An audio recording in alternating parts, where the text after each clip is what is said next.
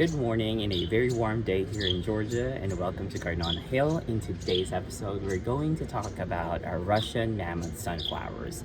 These are going to be these giant variety of sunflowers, and these birds are not really giving me a chance to speak, but basically these are giant varieties of sunflowers, about I'd say 14-inch diameter flowers, and I planted them in several spots in my garden.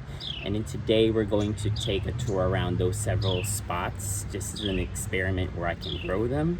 So basically, just to give you an idea, they grow about 108 to 114 inches. In my case, it's about 10 to 14 feet in height.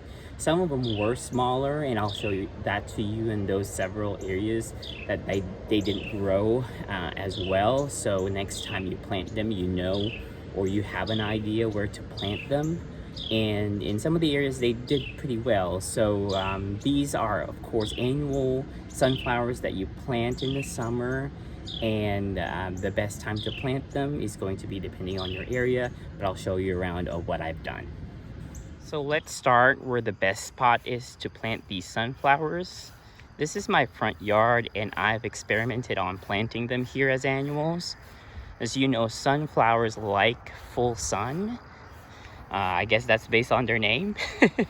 And as you can see on this area, they're doing pretty well. This is my front lawn. It has full sun and about half clay, half compost soil here.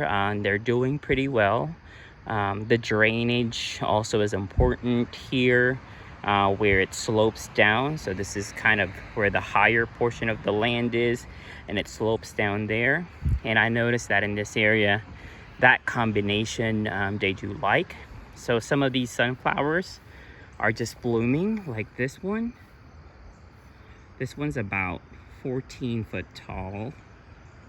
Doesn't probably look like that in the video, but it's very tall. Some of them are wilting because they've already bloomed earlier. They were about 12 foot tall. So I would say 10 to 14 foot tall in this area, but more of the 14. So you can see these flowers, they attract a lot of bees.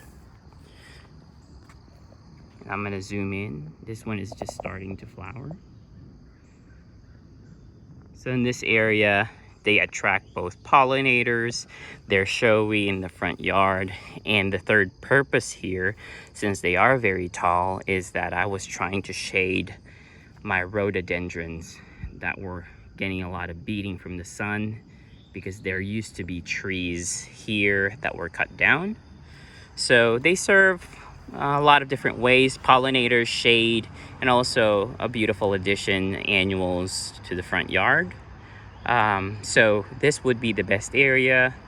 Again, full sun, good draining water. I started from seed. I think that's another thing you want to take account of. And then also I kind of water them just once a week, just because I just want to make sure they would grow well here. I don't think you have to do that, but eventually they did here. So those would be the best ones to keep in mind when you're planting these Russian mammoth sunflowers. Next year I'll do more in this area. So there you go, that's the best spot to plant them. I'll show you another experiment where I did the opposite and planted them on a different area of my garden. Oh look, those are pretty black-eyed Susans.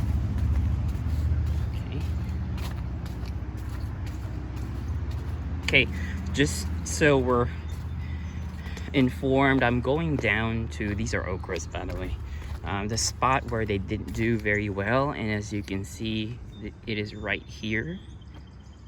I was planting a hedge of them just as a privacy with the neighbors, but as you can see in this area, compared to those 14-foot ones, this is about, I would say, 6 to 7 foot, and they're not doing very well. They are very thin and scrawny, and some of them had multiple blooms, which is very odd. Okay, so in this area, a couple of problems that we have here.